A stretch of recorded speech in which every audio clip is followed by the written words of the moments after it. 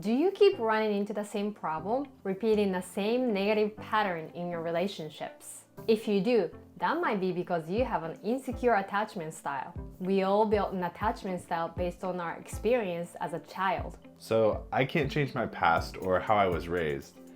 Does this mean that I'll never have a healthy relationship? Well, no, even if you don't have a naturally secure attachment style, don't worry. You can work on earned security, which means developing a secure attachment style with conscious effort to break the cycle of negative patterns in relationships.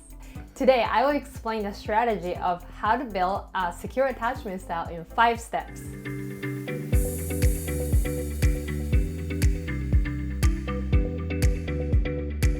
The first step you're going to take if you want to change your attachment style is identifying your current attachment style. We did a video explaining all the styles in detail so you can have a better understanding of which attachment style you tend to lean towards. So go check that out if you haven't yet.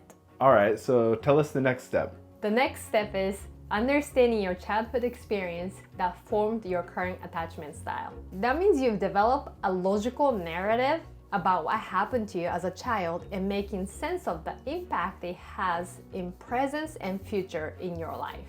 Okay, can you give me an example? Sure. So if you have an anxious attachment style, here are some possible cases how your parents were when you were young.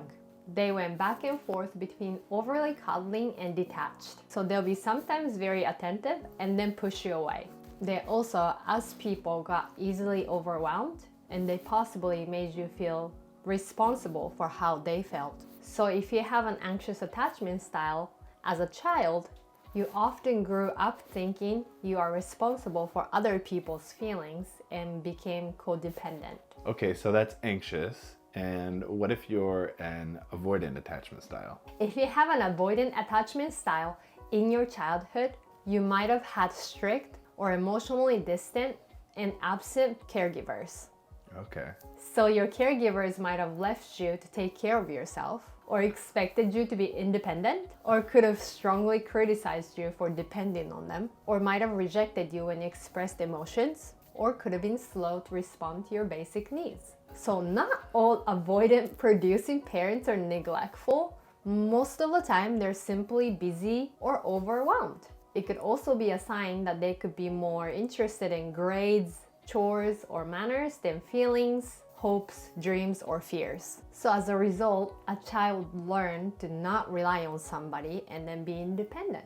So once you can make sense of your childhood and how it's still affecting your current relationships, next step you can take is to try and apply to your relationship interactions and see if you can see the same pattern.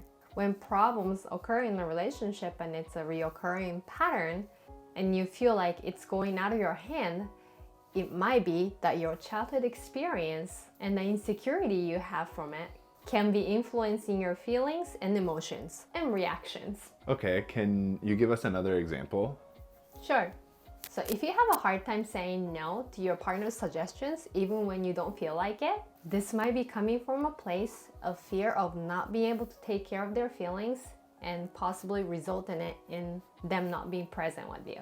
Or if you tend to shut down when conflicts arise and emotions get high, it might be coming from a place of fear of being rejected when you express your emotions and feelings. It all goes back to the deep-rooted insecurity that you have built over the years when you were little. Okay, so now that we know how to identify the pattern, what do we do to change it? Good. The step 4 is be reflective and proactive to change it. And it can be done by practicing on becoming aware of your feelings and thoughts in the moment, if not shortly after the moment. Here are some useful ways to recognize your pattern. 1. Keep an emotions journal. Record your emotions when you have events or interactions that cause you very strong emotions. Okay. This can help you identify your patterns. For example, do you often feel like you're not their priority? Or do you often feel like they won't accept you for how you feel, so you can't open up? Mindfulness exercise is also helpful when you keep the journal. Next thing you can do to identify the pattern is to record the evidence. So once you identify those emotions in your recurring thoughts, identify the evidence that support or contradict those thoughts. So let's say you often feel like you're not your partner's priority. Write down which of your partner's behaviors let you know that you are their priority or you're not their priority. Write it down. Sorry. It's like being in a courtroom. Right. And you're on both sides.